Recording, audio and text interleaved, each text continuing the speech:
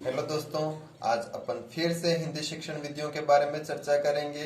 जो आपके शेष रहती हैं उनके बारे में अपन चर्चा करते हैं कि आपके शेष जो रहती हैं, एक जो है प्रायोजना विधि।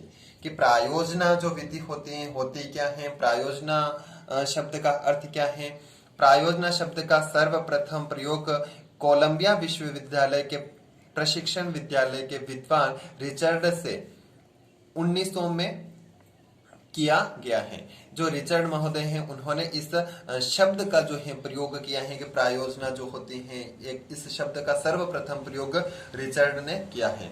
विचार दर्शन का श्रेय जो है प्रोफेसर जॉन ड्यूवी को है कि इसका विचार दर्शन यानी विचार में लाने का काम किसने का है, कि यह जॉन ड्यूवी का है। प्रायोजना विधि का प्रवर्तक पूछा जाता है, अगर प्रायोजना विधि का प्रवर्तक कौन है तो आपका आंसर हो जाएगा किल पैट्रिक है। तो यहाँ पर आप बात करते हैं कि प्रायोजना विधि शब्द का प्रयोग किसने किया है, तो रिचर्ड ने किया है। विचार दर्शक कौन है, तो यह हो जाएगा प्रोफेसर जॉन ड्यूवी। और यहाँ पर प्रायोजना विधि का प्रवर्तक कौन है, प्रवर्तक के बारे में पूछता है तो किल पैट्रिक। प्रायोजना विधि का मूलाधार जो है जॉन ड्यूवी की विचारधारा पर प्रायोजना विधि का प्रतिपादन किया गया है। अपन बात करते हैं प्रायोजना विधि के सिद्धांत कौन कौन से हैं। समस्या बालकों को हल करने के लिए दी जाती है। प्रायोजना विधि यानी प्रोजेक्ट जो विधि है उसके अपन बात कर रहे हैं कि इसमें जो समस्या होती है बालकों को सोल्व करने के लिए दे दी जाती है। अलग अलग जो बालक होते हैं, अलग अलग प्रकार की जो समस्याएं होती है बच्चों को दी जाती है। कि बालक स्वयं ही किसी समस्या के प्रोजेक्ट को चुनते हैं, यानी यहाँ पर इसमें बच्चे को यह भी स्वतंत्र होती है कि बच्चा जो है अपन स्वयं जो है किसी समस्या को चुने, उसके बारे में वो प्रोजेक्ट तैयार करें, समस्या के प्रोजेक्ट को चुनते हैं। बालक स्वयं ही क्रियाशील रहते हैं। इस विधि बच्चा जो होता है स्वयं कार्य करता है, अर्थात वह क्या होता है, स्वयं ही क्रियाशील रहता है। अगला जो बिंदु हो जाएगा, बालक को स्थायी और उपयोगी शिक्षा प्राप्त होगी, यानी इस विधि से जो बच्चा सीखता है, प्रायोजना विधि से कोई बच्चा सीख रहा है तो सीखना जो होता है स्थायी होता है, उपयोगी शिक्षा प्राप्त होती है। उपयोगिता की बात करता हूं, यह विधि कहाँ उपयोगी है, छात्रों में प्रायोजना विधि से सीखे हुए ज्ञान से दैनिक जीवन की समस्याओं के निराकरण में मदद मिलती है। जो दैनिक जीवन से संबंधित जो समस्याएं हैं उनका निराकरण किया जा सकता है इस विधि से। अगला जो बिंदु हो जाएगा, सीखना सरल हो जाता है। सीखना सरल हो जाएगा इस विधि से अगर सीख रहा है, प्रायोजना विधि प्रयोग इसके माध्यम से अगर सीखता है। साथ ही विद्यार्थी स्वाध्याय की ओर प्रवृत्त होते हैं, यानी स्व अध्याय स्वयं अध्ययन करने की ओर प्रवृत्त होते हैं। प्रायोजना विधि से विद्यार्थी आत्मनिर्भर बनते हैं, सामाजिक गुणों से युक्त होते हैं, सौंदर्यानुभूति होता है यहाँ पे भूति, नेतृत्व एवं भावनात्मकता को विकसित करता है। अगला जो आपके जो दे रखा है उपयोगिता क्या होती है, तो यहाँ पर दे रखा है इसमें छात्र और शिक्षक दोनों ही क्रियाशील रहते हैं। इस विधि के अंदर जो है छात्र भी जो है क्रियाशील रहता है और शिक्षक भी क्रियाशील रहता है। इसमें करके सीखने सिद्धांत पर आता है, क्योंकि स्वयं बच्चा जो होता है कर रहा होता है, क्रियाशील होता है, वो कर की किसी कार्य को वह स्वयं करके सीख रहा है। तो यह कौन सा सिद्धांत हो जाएगा, करके सीखने सिद्धांत पर आधारित है। छात्र सृजनात्मक और क्रियात्मक बनता है, यानी सृजन इस विधि से अगर बच्चा सीख रहा है तो छात्र जो है सृजनशील बनेगा और क्रियात्मक बनेगा। छात्रों की तर्क चिंतन अन्वेषणात्मक यानी खोज करने की, स्वावलंबन की भावना विकसित होती है। अगला जो बिंदु है औसत, पिछड़े छात्रों को भी अभिव्यक्ति के अवसर मिलते हैं। औसत बच्चा हो, एवरेज सामान्य, और जो है पिछड़ा जो बच्चा है उनको भी अभिव्यक्ति के अवसर मिलते हैं। छात्रों में उत्तरदायित्व, धैर्य, कर्तव्यनिष्ठता, सहिष्णुता, पारस्परिक सहयोग की भावना विकसित होती है। छात्र अपने कार्य और जिम्मेदारियों के प्रति सचेत हो जाते हैं। अपने जो भी कार्य है, क्या जिम्मेदारी उसके प्रति सचेत हो जाते हैं, जागरूक हो जाते हैं। श्रम के महत्व को समझकर अपने कार्य के प्रति पूर्ण निष्ठावान रहते हैं, यानी इसका श्रम का जो महत्व है उसको समझते हैं, बच्चे के श्रम का क्या महत्व है और अपने कार्य के प्रति क्या हो जाते हैं, निष्ठावान रहते हैं।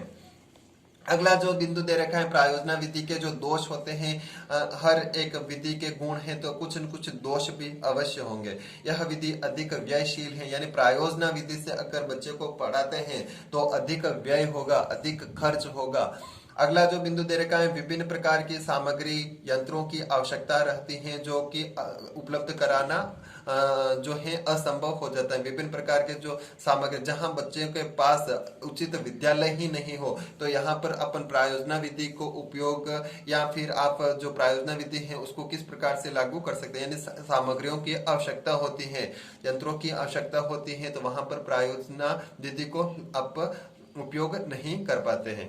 अगला जो बिंदु दे रखा है, अधिक समय को लेने वाली, अगर इस विधि से बच्चे को सिखाना लग जाए, एक प्रायोजना है, एक समस्या को हल करने में कहीं दिन लग सकते हैं, महीने लग सकते हैं, तो इस प्रकार से आप पाठ्यक्रम को पूरा नहीं करवा सकते हैं, समय अधिक लेने वाली विधि है। छात्रों पर कार्यभार अधिक रहता है, यानी अगर स्वयं बच्चा कार्य कर रहा है, स्वयं उसके बारे में रिसर्च कर रहा है तो उस पर कार्यभार भी अधिक रहता है। अगला जो विधि दे रखी है, सैनिक विधि।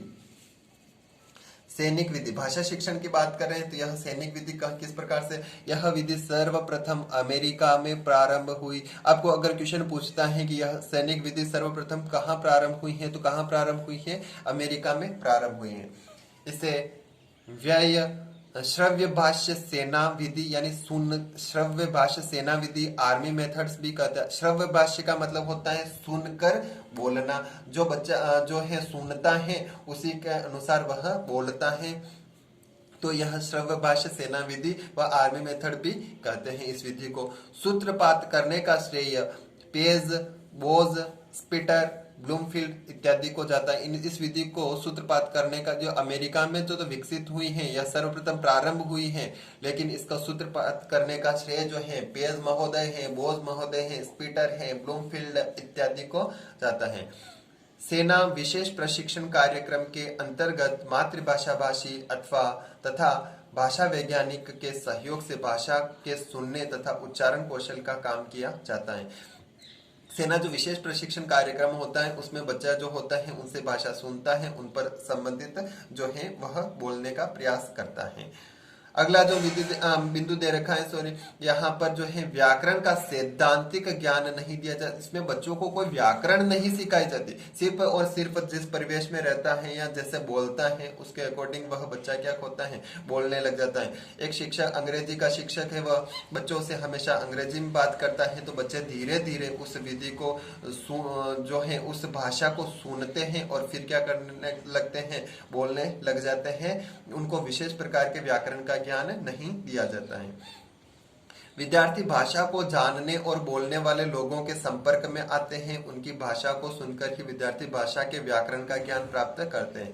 जो बच्चे होते हैं, सीख रहे होते हैं, वह उस भाषा को जानने वाले लोग जो होते हैं उनके संपर्क में आते हैं और उनसे वह भाषाओं को क्या करते हैं, सुनते हैं।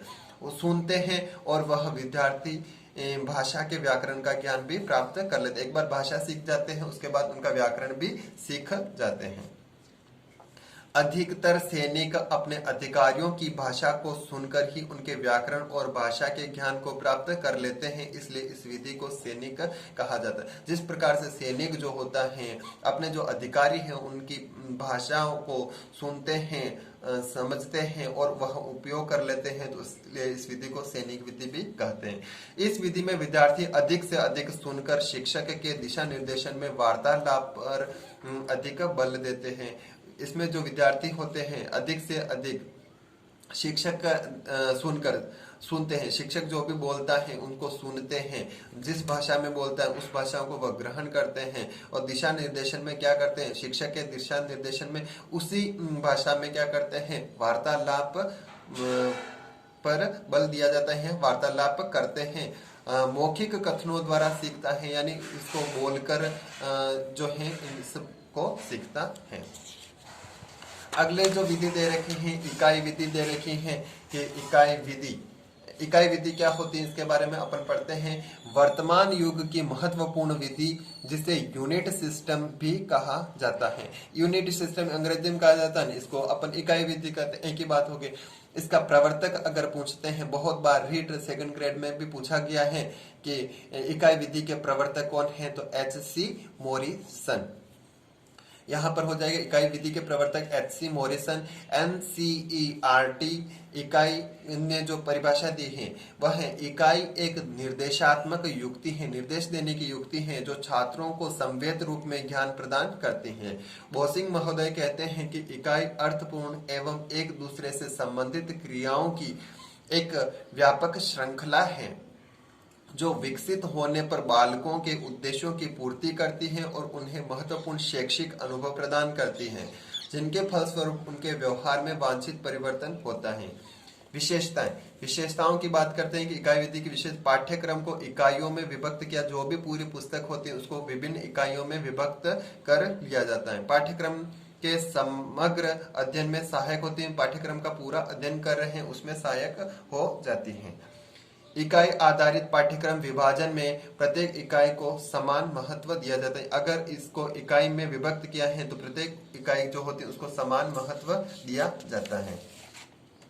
पाठ्यक्रम जो होता है पूरा का पूरा जो पाठ्यक्रम उसको 5-6 इकाइयों में विभक्त तथा प्रत्येक टॉपिक पर निबंधात्मक दीर्घ स्तरीय लघु उत्तरीय बहुविकल्पी प्रश्न अनिवार्य कर दिए जाते हैं। इकाई विधि के प्रमुख चरण की बात करते हैं तो इसमें मॉरिसन ने इकाई विधि के निम्न चरण दिए हैं। मॉरिसन हो सकता है, मॉरिसन भी हो सकता है, तो दोनों ही नाम मिलते हैं। तो यहाँ पर मॉरिसन है या फिर आप लिख सकते हो मॉरिसन, ये भी लिख सकते हैं। अनुसंधान होता है चरण, और फिर होता है प्रस्तुतिकरण होता है, फिर होता है क्रियान्विति और फिर लास्ट में हो जाता है कथन। उक्त चरणों को इस प्रकार विस्तृत किया गया है। अनुसंधान यानी पहले क्या की जाती है, जांच की जाती है। प्रस्तुतिकरण इकाई की जो प्रस्तुत किया जाता है, व्याख्या की प्रस्तुतिकरण के अंतर्गत आता है।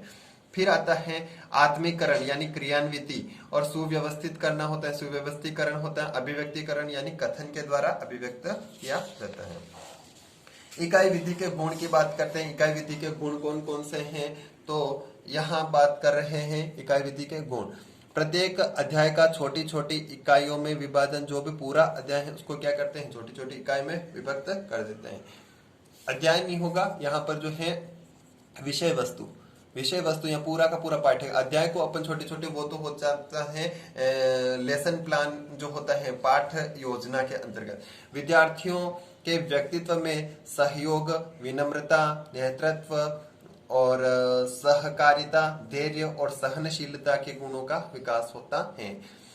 अगला जो बिंदु दे रखा है, उत्तरदायित्व के प्रति सजगता का विकास होता है। योजनाबद्ध शैली में कार्य करने की प्रेरणा मिलती है, यानी योजनाबद्ध तरीके से कार्य करेगा, ऐसे नहीं अव्यवस्थित तरीके से नहीं, व्यवस्थित तरीके से कार्य करने की प्रेरणा मिलती है। कक्षाओं को सौदेश्य, रोचकता एवं सक्रियता में वृद्धि होती है। स्वाध्याय का विकास होता है। अगला बिंदु रचनात्मकता का या कौशल का विकास होता है। पूरक सामग्री के प्रयोग की भावना का विकास होगा। जो पूरक सामग्रियां हैं उनका प्रयोग किस प्रकार से करना है उसकी भावना का विकास होता है। छात्रों की रुचि, योग्यता, क्षमता के अनुसार निर्धारित करते हैं। इकाई विधि के अपन दोष की बात करते हैं तो दोष क्या हो जाएगा, पाठ्यक्रम अध्ययन में अधिक समय अपेक्षित होता है। अपेक्षित रूप से जो पाठ्यक्रम में जो अध्ययन करवाया जाता है उसमें अधिक समय लगता है।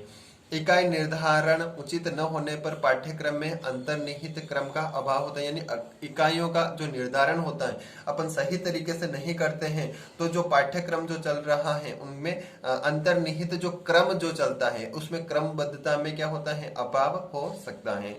अगला बिंदु दे रखा है, प्रत्येक विषय वस्तु में इकाई निर्धारण संभव नहीं। जरूरी नहीं कि प्रत्येक जो विषय वस्तु है पाठ्यक्रम है उसमें इकाई का निर्धारण किया जा सके। सभी विषयों के शिक्षण में उपयोगी नहीं, यानी सभी प्रकार के जो शिक्षण चलते हैं उसमें यह उपयोगी नहीं है। Thank you. मेरे चैनल को सब्सक्राइब करना, अधिक से अधिक लोगों तक फैलाना ताकि जो है मैं और मोटिवेट हो सकूं और आपके लिए अन्य प्रकार की जो शिक्षण विधियां हैं उनका भी मैं आपके लिए वीडियो बना सकूं। Thank you.